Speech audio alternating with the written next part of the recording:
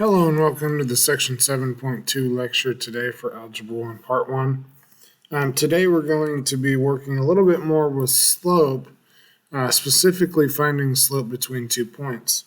So this is the same graphic that we saw yesterday, in the video yesterday, talking about what slope is. And the main thing that we're going to use today is we're going to use this part. So yesterday we used the graph. Today we're going to be using the algebra side of things to hopefully make a little bit more sense of slope or to find slope in different situations. So how to use the formula? Kind of the main thing that I want to break down here is that x1, we have 2 points. Our 2 points are x1, comma, y1, and x2, comma, y2. So those are our 2 points that our slope is going through, just like what they show here in this picture. So you just got to make sure that you get it straight which one's which. Okay. Hold on just a second.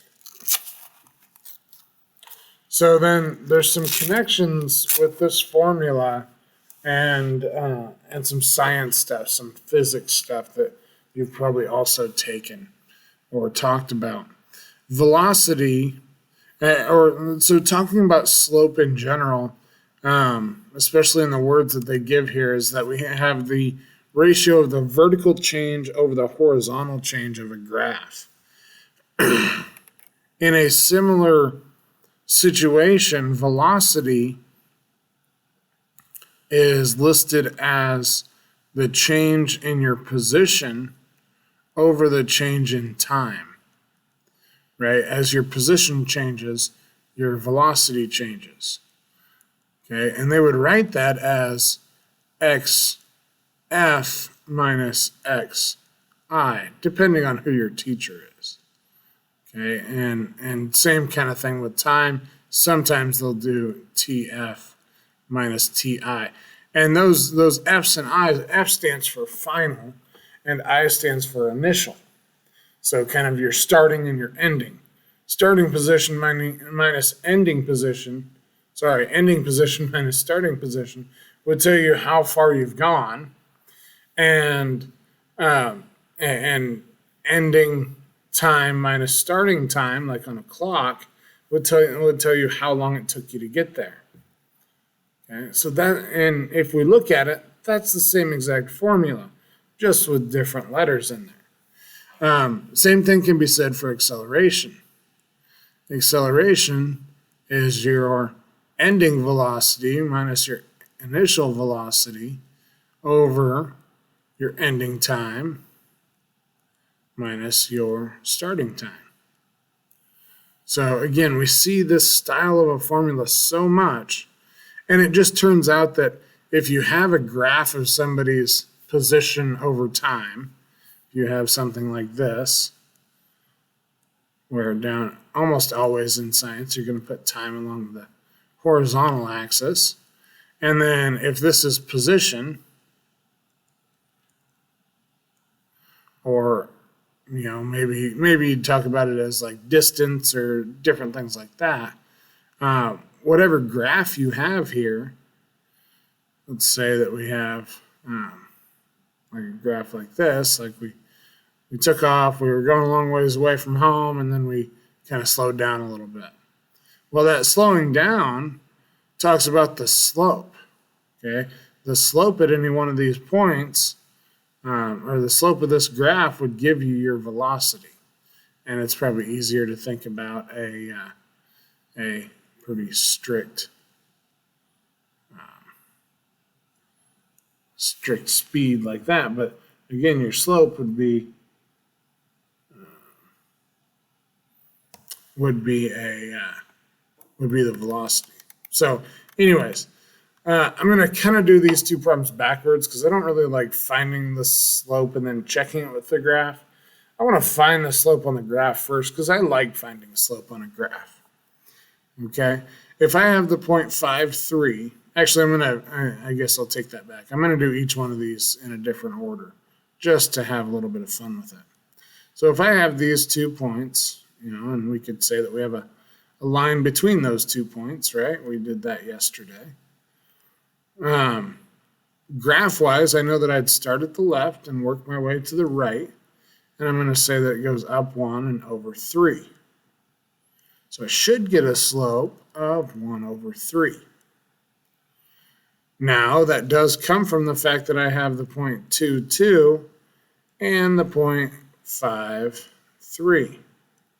If we think of 2, 2 as my x1, y1, and this is kind of backwards from what I usually do, but if I say that's x1, y1, I can say that in both spots. And then my 5, 3 is x2, y2.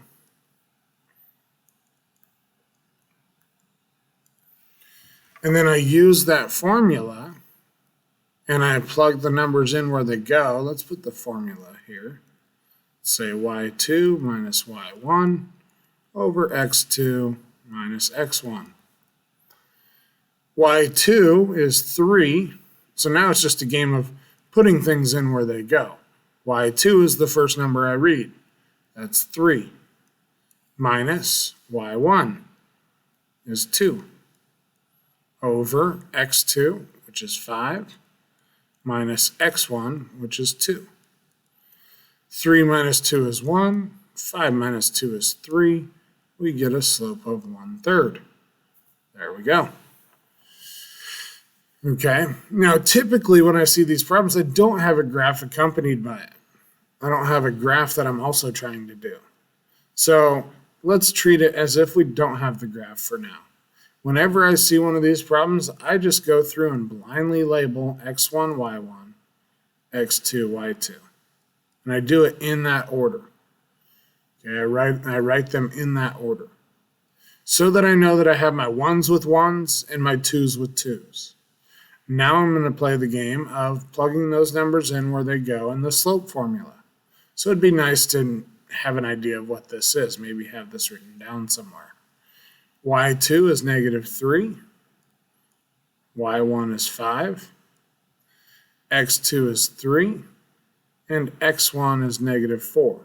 Now this does present a little issue, okay? It's always going to be minus. If it ends up having a negative in the second point, like this one has a -4, that's in an x1 position, that's actually going to turn that into add a positive. So we get -3 minus 5, which is -8, and 3 plus 4, which is 7. So I'm showing a slope of -8 over 7. Now I know a lot of people would be tempted to say, well, that's -1 and 1/7, right? I like mixed numbers better. Mixed numbers are terrible for slope. Okay, it's really hard to go, I guess, in this case would be go down 1 and 1/7 and over 1. That's really tough to do. So we don't do that. Long story short, we just don't. We treat it as an improper fraction, and we think of that as the better method. Okay? So we're going to take off here, and we're going to just check it with the graph. We're going to put these points on here. -4, 5. And 3, -3. Those are my 2 points. Go ahead and put the line between them, I guess. Not that I'm really basing much off the line. Thank goodness, because it kind of missed. And this one will travel. Let's just go ahead and check my floors and doors idea. 1, 2, 3, 4, 5, 6, 7, 8. Hey, 8 gets me down there, and that's down 8. And then over 1, 2, 3, 4, 5, 6, 7.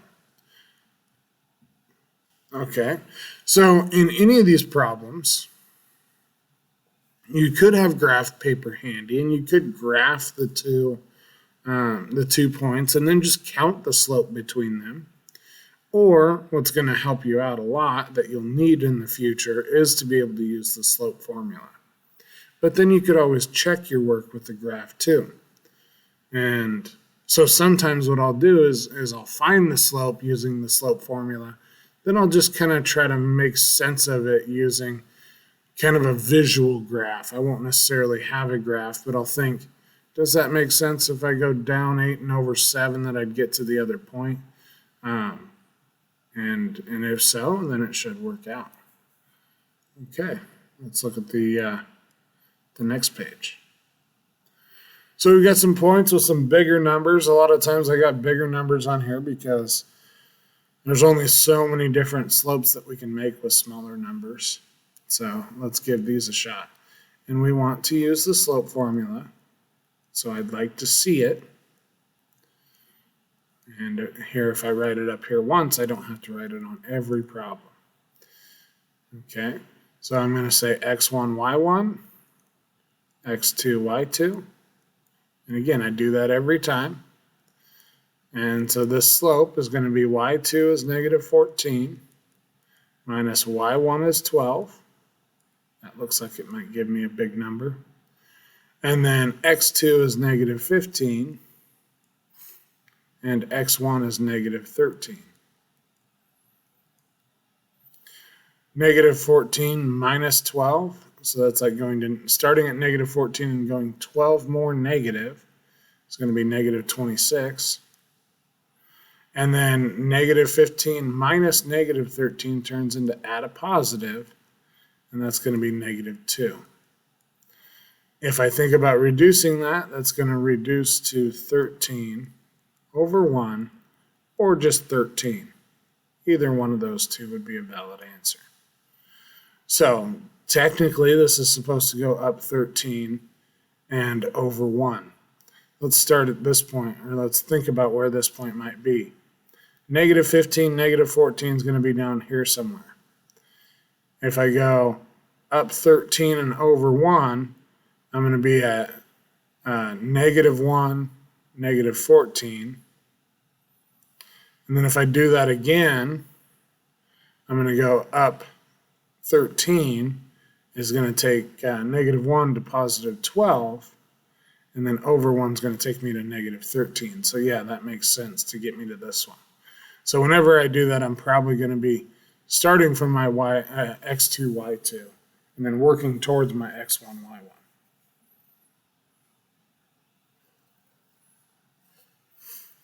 Trying to think if that's ever opposite. It could be. But if you've done the formula, that should be enough. Okay. All right, let's get moving on these. X1, y1, x2, y2. Slope is equal to y2 minus y1 over x2 minus x1. This one I might not count out because it looks like it's going to be a little bit ugly. 2 minus 18 is negative 16. And if you have to use a calculator on those, then do that. The one thing I don't want to see is I don't want to see a decimal. Okay. 11 plus 16 is going to turn into an ugly number, 27. And I think that's as simple as it gets. Let's see, 4, no, there's no 3 in there. So yeah, that's about as good as it gets. It's an ugly slope, but it's a slope nonetheless. Okay, let's look at the next two, x1, y1. x2, y2. My slope is equal to y2 minus y1 over x2 minus x1. 1 minus 14 is negative 13. Negative 17 plus 19 in this case is going to be 2. So this one's going to go down 13 and over 2. Do the same thing here, x1, y1, x2, y2, and I'll have a slope at 17 minus 1 over negative 3 minus, it's going to be minus a negative 20. And so we'll add those. That's going to give me 16 on top, and it's like 17 on the bottom. Again, an ugly fraction, but it still works out as a slope. I'd go from 1 point up 16 and over 17. That would look really close to a slope of 1. Go ahead and pause the video and give these two a shot.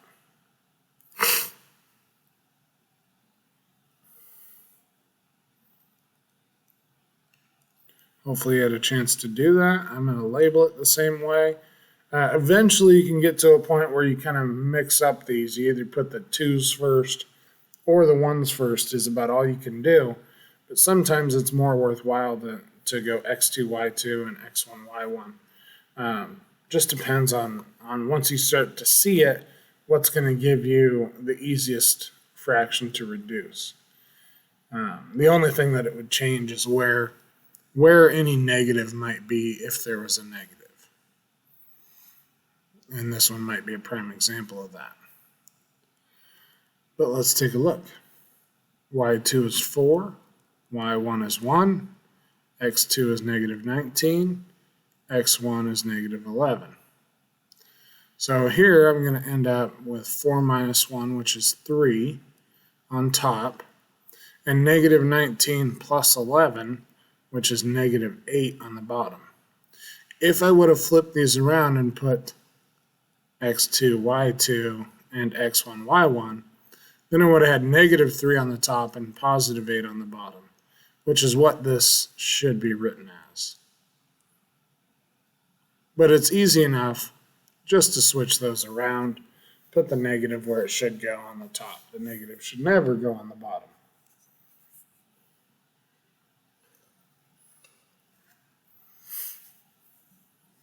Last one that we have here, we have x1, y1, x2, y2, and then we can do it. y2 is negative 4, y1 is 12, x2 is 18, x1 is 20. Negative 4 minus 12 is like starting at negative 4 and going 12 more negatives, so that's going to be negative 16. And when I add these together, because it's minus a negative, I get 38. That's ugly and can be reduced, so we should. We can divide them both by 2. 16 divided by 2, or negative 16 divided by 2 is going to be negative 8. 38 divided by 2 is going to be 19. Those do not reduce, and that's our final answer. If you got negative 16 over 38, just make sure that you focus, and when you do need to reduce, you should. Or sorry, when you can reduce, you should. And make sure we get that done. Okay? So, that being said, if you have any questions, make sure you put those on the left and ask them when we get to a point that you can. Like in this assignment, you can throw that question that you have. Otherwise, I hope you have a great day, and we will see you in class.